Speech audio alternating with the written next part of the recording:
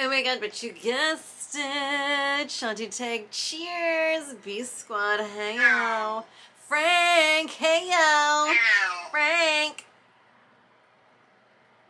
Cheers, y'all. If you are new here, welcome. And if you are not new here, welcome. Can I adjust this light? I don't know. Okay, can we get a professional in here with the light? Frank, you're not cutting it. I mean, you are. Please believe. Welcome. Okay, how to be more neutral in your relationships. Now, this is an interesting title, isn't it? It's like, Shanti, what's happening to you? Shanti, tag, my God, you're changing.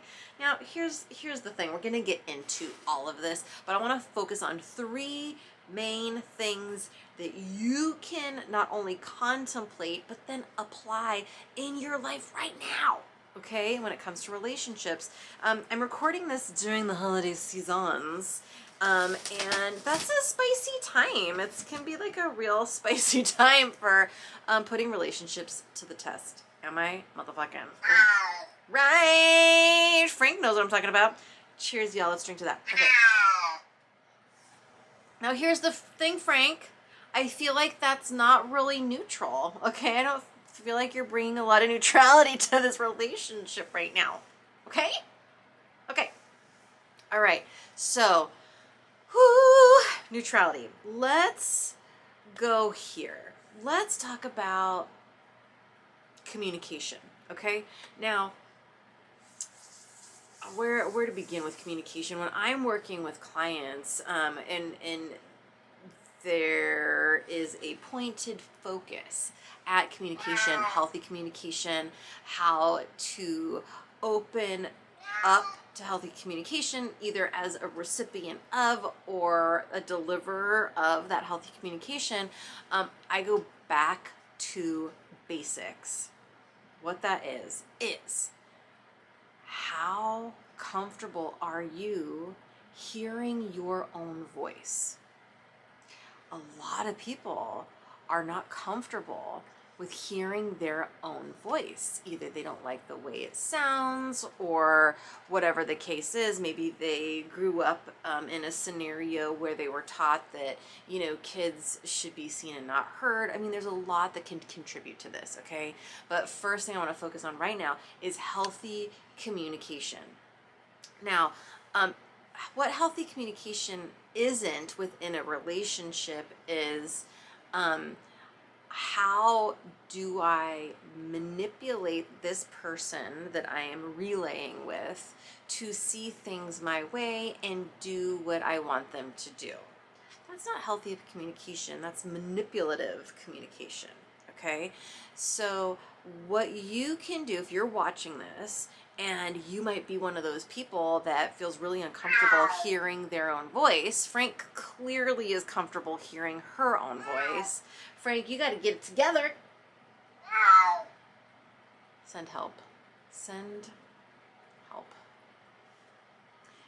First off, let's take a hand, place it on the chest, okay? Invitation 2, inhale through the nose. And then hold it just for a moment. If you're in a space that you can do this, driving the car is not the space for this, okay? And through the mouth, just make some sound as you exhale. Now, if you have a hard time doing that because you feel uncomfortable, we're going to just start here. I would love to invite you to have this be part of your homework. Get used to hearing your own voice. Now, I'm not saying fall in love with your voice. That's later. We want to fall in love with our own sound code. Sound creates form, meaning energy creates the world around us. Sound is energy, is vibrational frequency. And one of the ways that we really create our experience is through using our sound, using our voice. Have you heard that thoughts turn to things? They do. What we're focused on long enough will show up in our life experience, okay? We want to bring even more density to that concept, especially in relationships, and that looks like sound, communication. How can I communicate in a healthy way?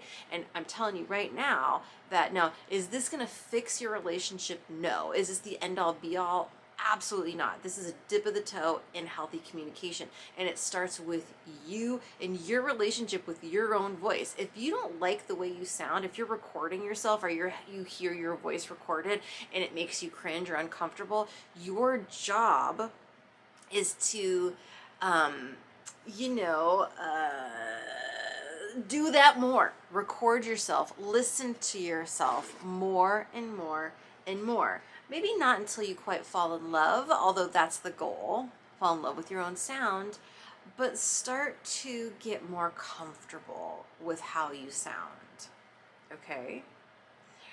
It has to start there, because if you don't like what you're saying and you don't like the sound of what you're saying, no one else is genuinely going to either. They'll have a shallow experience with what you're bringing to the table in communication, because you're having a shallow experience with your own sound code, with your own voice. All right, so step one with that communication piece is do a little bit of like self-analysis. Like, do I like my voice? Do I not like my voice? What's my experience when I hear it, when it's recorded? And if you love it, then awesome, more. Maybe push the boundaries a little bit and record yourself singing and then listen to it, right? Like, play with this. And then when you can come to the table, or when you do come to the table in a relay with another person, you're bringing that added foundation of confidence, which looks like I'm comfortable with my own delivery of sound, which is going to then contribute to the conversation and the communication that you're having with others. It makes such a profound difference. Now, you might have clicked on this video and saw that title, and you're like, well, you know, I'm looking for like relationship advice. And this is not typical relationship advice. This is magic. This is typically missed step stuff. This is foundational stuff. You're not going to be able to communicate in a healthy way if you don't have a healthy relationship with the way that you sound. Okay, period, the end. All right, so healthy communication. And then how you can bring that to the table with a relationship. Let's say it's a current relationship that's a little bit rocky. Maybe there's some tension. Start simple. See if there's something that you can compliment that other person on. Easy breezy. Like, your hair looks good today. I like that color on you. We're not talking like get into like the fucking, you know, the grit of what the dysfunction in the relationship might be. You want to start simple. After you've developed a relationship where you just don't, you know, we want you to love the sound, but maybe you're at a place where you don't loathe it any longer. Start easy breezy. Compliment the person and find something that you can genuinely feel good about complimenting, something honest. Like, oh my God, that color looks so good. It's so good to see you, you know, whatever the case may be. And say it in a way with the intention of like, you know what, I'm going to bring more confidence in how I deliver this information with this person, how I'm communicating within this relay with this other person, that's going to automatically change the dynamic of our relationship. Why? Because sound creates form. Your sound will create your own reality. And when you can come to the table in a new way with communication, and again, this is like first steps, but it's foundational, because you're not going to go into like, let's talk about all the shit that's not working and find a solution if you are cringing over the way you sound. It doesn't work that way. I mean, it might work, but will it be sustainable? No, it's not going to be sustainable, because this is all about your relationship with you, which brings me to my next situation thingy dingy in relationships and how to stay motherfucking neutral. All right. And can you feel how like that easy breezy kind of relay I'm going to compliment with this newfound love with my own sound code that I have right now? That's neutral. We're keeping it easy breezy. Okay. I'm going to let's cheers how many times I say easy fucking breezy. I think that's like 3 so far. Cheers. Mm-hmm. Next is the mirror's reflection. Okay, I made videos on this. I've made podcast episodes about this too. What is the mirror's reflection? Now, in the spiritual scene, this is a concept that gets tossed around a lot. And in my opinion, the shallow explanation of the mirror's reflection is what you're being presented is a reflection of you. Yes, that is true.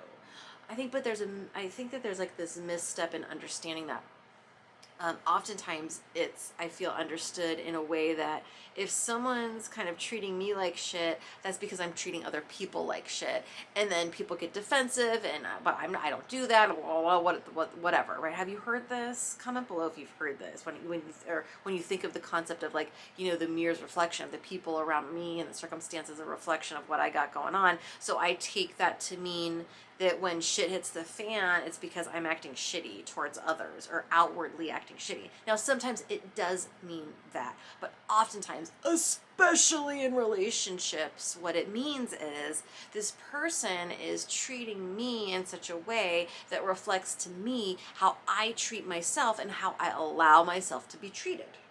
Okay?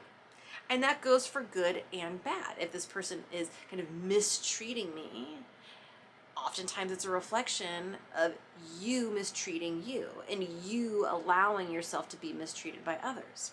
All right? So this is a huge game changer in being able to bring neutrality into any given relationship. Look at your relationship with yourself first, and then how you allow yourself to be treated. Now, if you're in the midst of like fuckery in a relationship that is not healthy, you want to set a boundary. A boundary looks like enough is enough, I mean it.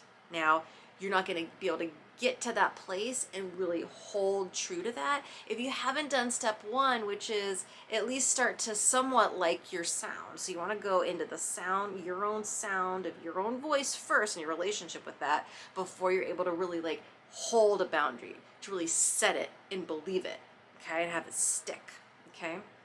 Once you've done that and the relationship has kind of maybe softened or calmed, or maybe you're in a relationship that's not necessarily like tumultuous, but it could be more energetic in a high vibe way, whatever that might mean to you. Like maybe you could do more stuff. Maybe it's less, maybe you're wanting to call in something that's like not so stagnant. That's when you want to set a standard, which looks like, you know what? I want this relationship to look like this. I want it to be mutually beneficial. I want it to be fun. I want it to be adventurous. I want it to be exciting. Well, whatever the case is. Well, number one, are you embodying what you want the other player in this relay to embody? Which means like, are you going on adventures? Are you bringing more energy into the experience? Not just like with that other person, but in your own life with your relationship with you. Okay, this is the mirror's reflection. Okay, if you want this person to can embody the stuff that you desire, are you embodying what you want to experience, what you're desiring to experience? So check in on that. All right, and then from there, that's like literally how you hold the standard, which is like, I want this, so I need to be this. Okay, in relationships, I want this type of relationship. So if I'm going to hold a standard, and a standard looks like anything that's a match to this, come on down. Okay, people, places, things, yeah, circumstance. Anything that's a match to this, come on down, right? Where a boundary is just like enough is enough, I mean it. That's this more kind of like reflect, deflect stuff. Okay, and then once you're in that safe space and you raise the standard, which looks like, okay, I've built my relationship with trust, I've set the boundary, I've stuck to it, I've fallen in love with my own voice, I'm communicating more openly from that space of loving my own voice, I can raise my standard and trust that anything that is a match to the standard that I'm holding is going to be of benefit. Yeah, and in relationship, that's fucking game changer, because that's trust. If I hold the standard, that means I've built trust with myself. And then the trust that I have with myself is going to reflect a trusting relationship with others, because everything is a reflection of how you relay with yourself, your own relationship with yourself, and how you allow yourself to be treated by you and others. Okay, can I get a cheers? Okay.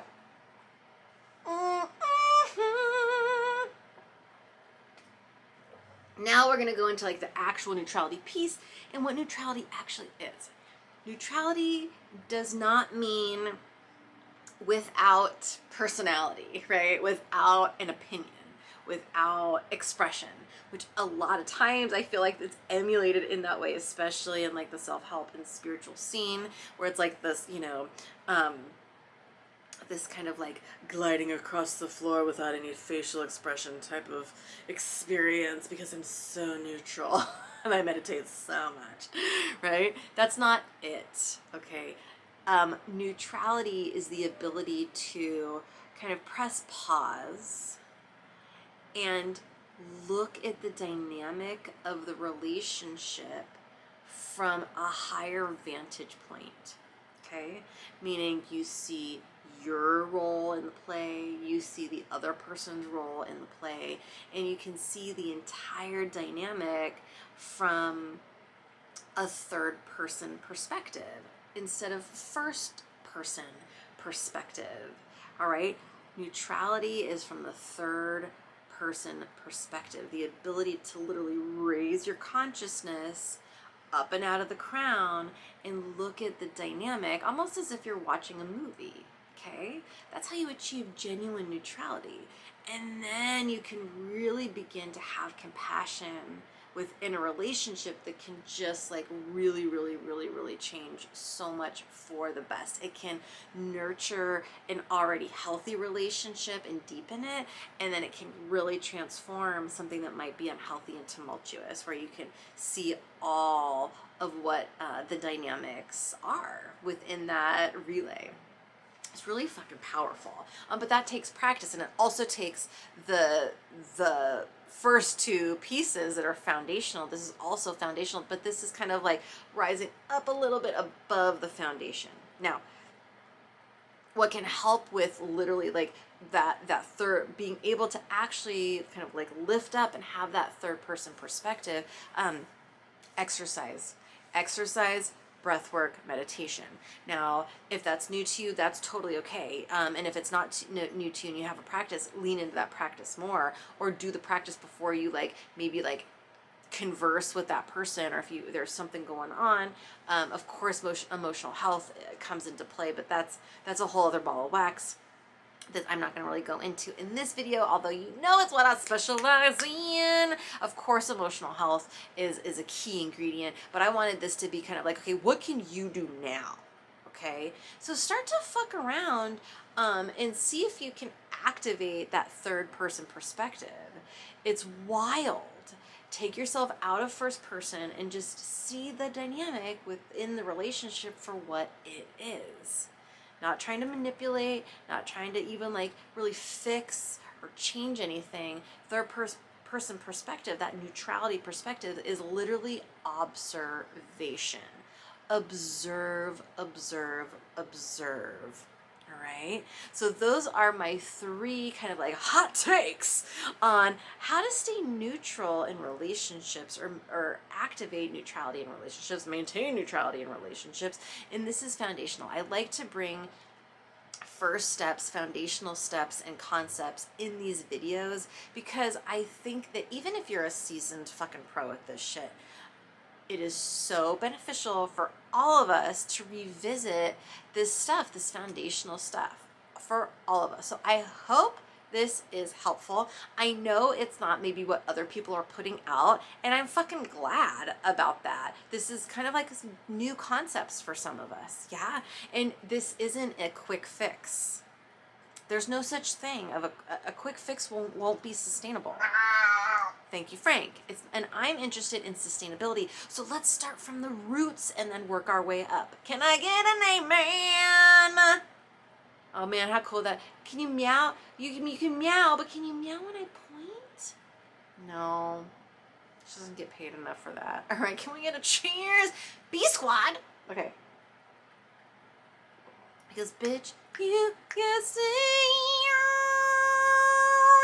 Relationships, yay! All right, everyone, thank you so much for watching. So much love to all of you. Mwah! Fuck yes, that number, let's be.